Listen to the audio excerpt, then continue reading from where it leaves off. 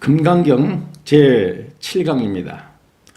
전 시간에는 부처님의 공양하신 일에 대해서 설명을 좀 드렸는데요. 이어서 어떠한 내용들이 또 있는지 경전을 읽어가면서 살펴보도록 하겠습니다. 가사와 바루를 거두시고 발을 씻으신 다음 자리를 펴고 앉으셨다. 이렇게 기록되어 있습니다. 자, 이제 부처님께서 전번에 이 내용을 잠시 돌아보면은 공양 때가 돼가지고 마을에 내려가서 공양을 차례로 비신 다음에 그 공양물을 다시 절에 가지고 오셔서 이제 다 드셨겠죠. 예. 다 드신 다음 얘기입니다. 다 드신 다음에 어떻게 했습니까? 이제 음식을 다 잡수신 다음에 가사와 바루를 거두시고, 예. 가사는 이제 외출복이니까요. 예, 외출복이니까 그 가사는 이제 잘 개가지고 두시고, 그 다음에 바루를 거뒀다는 것은 밥그릇이니까 그것을 깨끗이 닦아가지고 이제 또 이렇게 잘 정갈하게 이렇게 어디다 놓아두셨겠죠.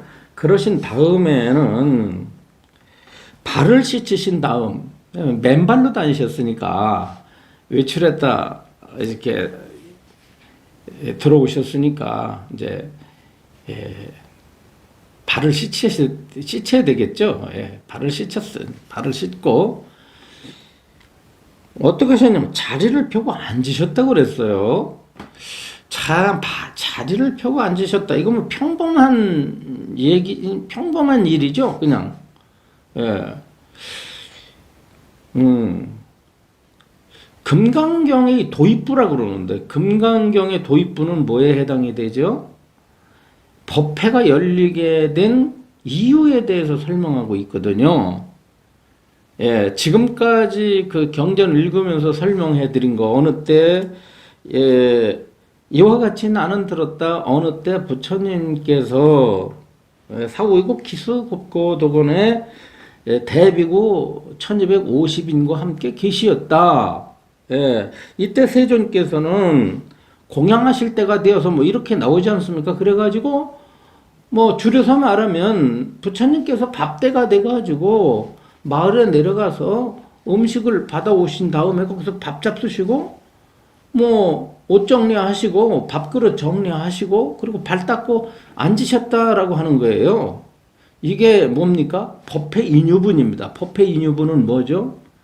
네, 서분에 해당된다고 그랬죠. 법회가 열리게 된, 다시 말하는 금강경의 가르침을 설하게 된 그 동기에 대해서 말하는 거예요. 왜 금강경이 설해지게 됐느냐라고 하는 그 이유와 과정에 대해서 설명하고 있는 것이 금강경의 법회 인유분이에요. 예. 그러니까 경전을 설하게 되려면 그냥 설하신 게 아니라 그럴 만한 사건이 있었다는 뜻입니다. 그렇지 않겠어요? 가령 법화경 같은 경우는 용산의 해상에 부처님께서 앉아 계실 때에 5,000명의 아라한들이 퇴장을 합니다. 부처님께서 어떤 설법을 하려고 하는데 법화경을 설하려고 딱 하시는데 그 가르침을 설하기 전에 5,000명의 비구들이 자리에서 일어나서 나가게 되죠. 예. 그런 사건이 있었다고 법화경 기록되어 있죠. 또 능엄경 같은 경우에는 안한존자가 부처님의 심부름을 하기 위해서 역시 사후이성에 갔다가 거기에서 그 마등가라고 하는 여인의 집에 들어가서 밥을 비는데 그 마등가의 유혹을 받게 되죠. 그래서 그 유혹을 받음으로 인해서 계체를 깨뜨리게 돼요. 음행을 하게 되는데 음행을 하게 될 처지에 놓여 있었던 거죠. 예. 그러니까 어떤 여인의 주술에 걸리게 됩니다. 주문에. 사비가라라고 하는 그 외도의 주문을 안한 존자가 그 주술을 보는 순간에 주문이 새겨진 수건을 보는 순간에 마음이 이성을 잃고 그 마든가라는 여인 집에서 그 여인과 음행을 하려고 하는 찰나에 부처님의 신통에 의해서 정신이 돌아와 가지고 음행을 하지 않은 채 이제 다시 정사에 무사히 돌아와서 그 사건 때문에 능엄경이 설해지게 되는 등 해가지고 경전은 경전마다 나름대로의 그 경을 설하게 된 크고 작은 어떤 사건이 있게 마련인데 과연 그 지금 보시다시피 금강경에 무슨 이게 사건이라고 할 수가 있습니까? 아니 일상생활을 이렇게 나열해 놓고 있어요. 경전이. 금강경을 설하는데 아무런 사건이 아니라 그냥 부처님의 일상생활입니다. 예. 야, 이러니 이것을 뭐라고 하겠어요? 그런데 여기서 중요한 게 있다. 그겁니다. 그게 뭐겠어요? 그게 바로 법회 인유분의 맨 끄트머리 한자로는 부좌이좌라고 말합니다. 부좌이좌. 예, 이게 뭐예요? 여기선 자리를 펴고 앉으셨다라고 하는 것이 여기에 바로 사건 아닌 사건이 들어있어요. 근데 이 부분을 지적하고 있는 사람들이 별로 없더라고요. 제가 이제 금강경을 이제 오래도록 해석을 하면서 많은 분들의 어떤 금강경 해설서라든가 요즘엔 유튜브가 이제 발달이 되니까 유튜브를 보면서 금강경 해설한 걸 보는데 이 부분을 다 놓치고 있어요. 예. 어떤 부분, 부좌, 이좌. 이 부분이 법회 인유분의 핵심이라고 볼 수가 있는데 이 부분을 놓치고 있다는 것은 이건 좀 안타까운 일이죠. 자, 뭘까요, 그럼 이게? 부처님이 앉아 계신 거는 괜히 앉아 계실까요? 그것이 아니라 여기서 앉아 계셨다는 것은 선정해 두셨다는 뜻입니다. 예, 선정해 두셨다라고 하는 것입니다. 네. 강묵스님이 쓰신 그 금강경 역해에는 여기 있는데 이 금강경 역해라고 하는 책에는 부처님께서 앉아가지고 뭐를 했느냐면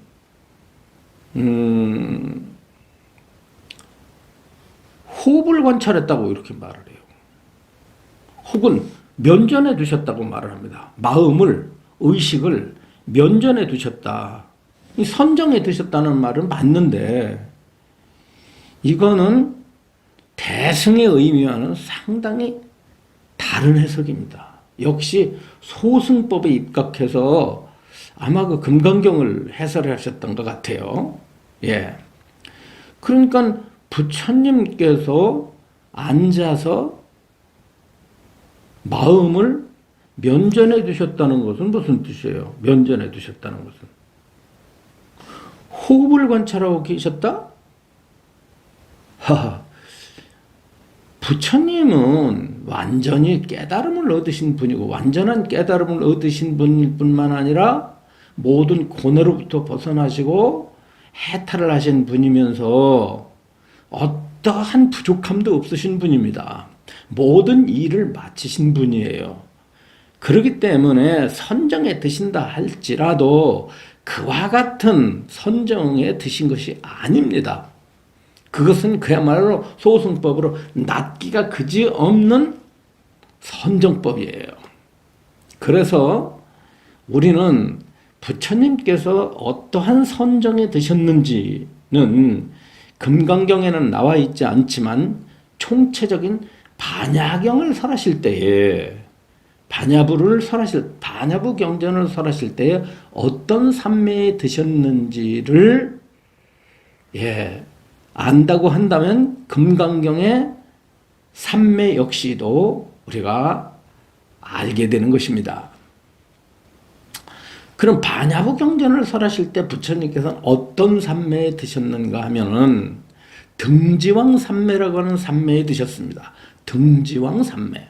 여기서 등지라는 말은 역시 삼매라는 의미를 가지고 있어요. 등지 자체가. 한자로 등지 자체가.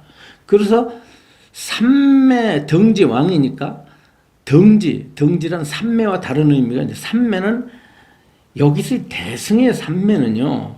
대승의 삼매는 소승의 삼매와는 달리 마음이 어떤 한 대상에 집중되어 있는 그런 상태의 삼매가 아닙니다. 엄밀한 말로 이 금강경에서 말하는 삼매는 대공삼매예요. 공삼매입니다. 대공삼매. 대승적 공을 체득한 삼매며 무상의 삼매입니다. 모습이 없는 삼매예요. 이 대승의 대공삼매는 소승으로서는 가늠할 수가 없어요. 이것을 가리켜서 등지왕삼매라고 하는데 이 등지왕삼매는 중첩된 용어로서 삼매 가운데 왕 아닙니까? 등지는 삼매의 다른 용어이고 왕은 어떤데다는 뜻이니까 삼매 가운데서 가장 높은 삼매에 드셨다는 뜻이에요. 그 삼매 가운데서 가장 높은 삼매가 뭐냐면은 바로 대공삼매입니다. 무상삼매입니다. 없을 무자 모습상자 무상삼매 대공삼매에 든 것을 이것을 등지왕삼매라고 말을 합니다. 초기 경전과 소승 경전과는 달리 대승 경전에서는 부처님께서는 어떤 경전을 설하기 전에 삼매에 드셨다고 말합니다. 그러다 보니까 경전마다 그 삼매의 명칭이 달라요. 여러분들이 잘 아시는 화엄경은 무슨 삼매에 드셨죠? 화엄경을 설하실 때는 해인삼매에 드셨습니다. 해인삼매에 드셨어요. 또 법화경을 설할 때는 무슨 삼매에 드셨을까요? 무량의처 삼매에 드셨습니다. 이렇게 삼매의 이름이 다르죠? 또 아미타경을 설하실 때는 어떤 삼매를 드셨습니까? 입적정 삼매에 드십니다. 자, 능엄경을 설하실 때는 수능엄 삼매에 드셔요. 또 원각경을 설하실 때는 여환 삼매에 드십니다. 이와 같이 대승 경전마다 삼매 이름이 달라요. 왜 그렇습니까? 사실은 부처님의 삼매는 다를 리가 없죠. 부처님의 삼매는 사실은 하나예요. 하나의 삼매인데 교화받을 중생의 차원에 따라서 가르침이 다르잖아요. 가르침이 다르다 보니까 그 가르침의 내용에 따라서 삼매의 이름도 달라지는 것입니다.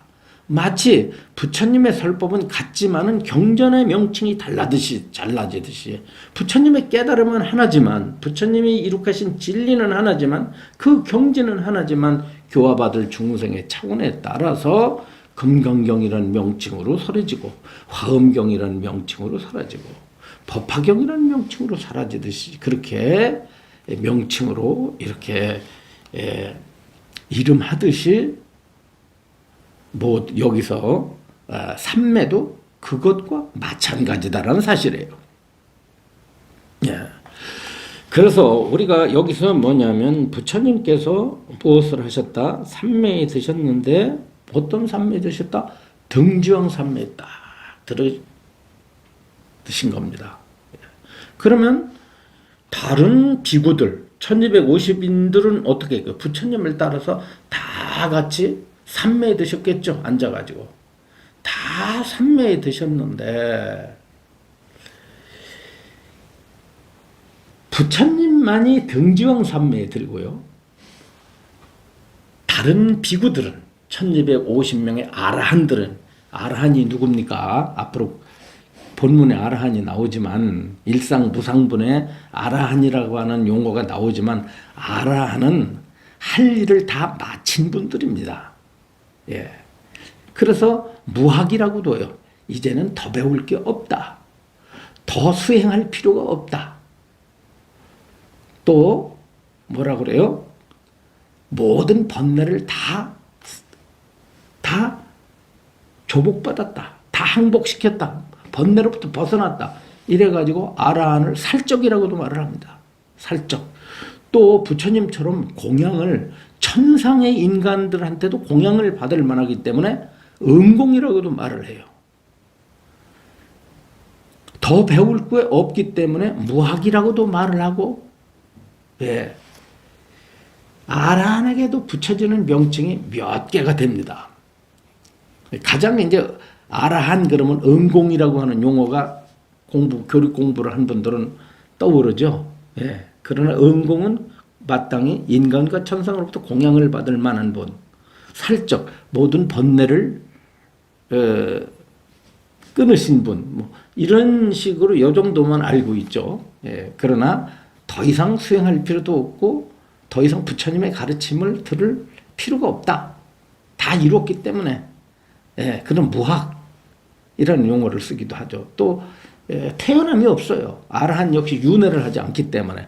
그래서 이제 불생이라는 이름도 이렇게 거기다 호칭을 대신하기도 합니다. 이와 같이 그 뛰어난 할 일을 다 마친 이런 위대한 아라한들은, 1250의 아라한들은 부처님이 누리고 계신 이 등지왕 삼매를 함께 공유했느냐면 공유하지 못하고 소승의 삼매, 다시 말하면 소공삼매, 예, 혹은 소승이 이룩한 어떤 작은 깨달음의 삼매에 머물러 있다고 이렇게 이제 잠재적으로 그런 내용을 지금 이 속에 앉으셨다라고 하는 속에 지금 제가 설명드린 그러한 이치가 담겨져 있는 거예요. 이해하시겠습니까? 예.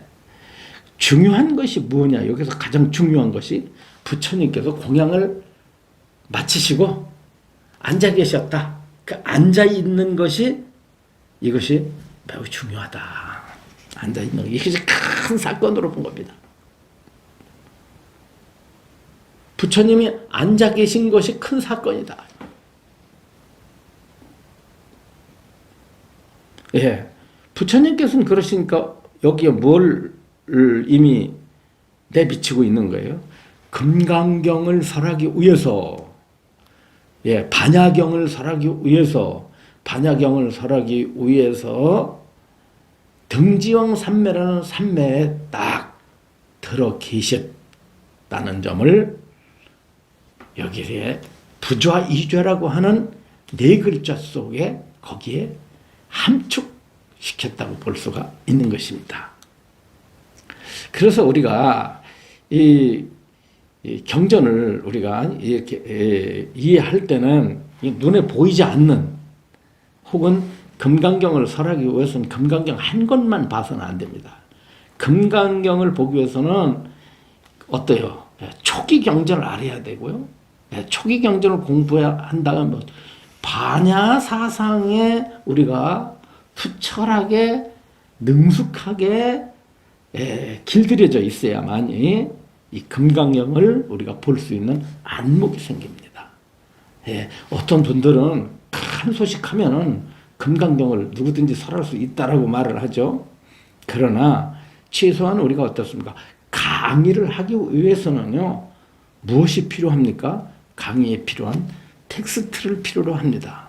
네, 교재를 필요로 해요. 이것 외에 금강경을 설하려면, 금강경을 해설하려면 금강경과 관련된 여러 가지 자료들의 근거에서, 예, 거기에 참조해서 100%는 아니라도 최소한 그와 같은 여러 가지 교재들을 섭렵한 다음에 이런 교리를 우리가 설명하든지 공부를 해야지 이런 그냥 단편적으로 금강경 한 권만 가지고 경전을 우리가 바라보고 경전의 어떤 그 이치를 안다는 것은 상당히 거리가 있다는 점, 이것을 여러분들이 아셔야 되고, 그러기 위해서는 여러분들이 따로 뭐 공부를 깊이 그렇다고 이 경전 저 경전 봐가지고 할 필요는 없죠. 왜냐하면 경전을 전문적으로 공부를 한 사람들의 강의를 듣든지 설법을 들으면은 여러분들은 손쉽게 경전을 그나마 지식적으로 이해할 수가 있습니다. 우리가 이제 경전을 지식적으로 이해하지 않고서는 역시 지혜를 얻을 수가 없습니다. 교육을 받지 않고서는 우리는 도저히 지혜에 들어갈 수가 없어요. 그래서 이제 경전 공부를 뭐 이론 공부라고 생각하고 뭐 이론으로 들어가지 말고 뭐 실참으로 들어가서 깨달아야 된다, 이런 얘기들을 하고 있는데, 글쎄요, 그 위험하지 않을까요? 자, 오늘의 교육의 핵심 내용은 뭐죠? 오늘의 이제 여러분들에게 설명해드린 내용에서 뭡니까? 이 법회 인유분, 왜 법회가 열리게 됐느냐?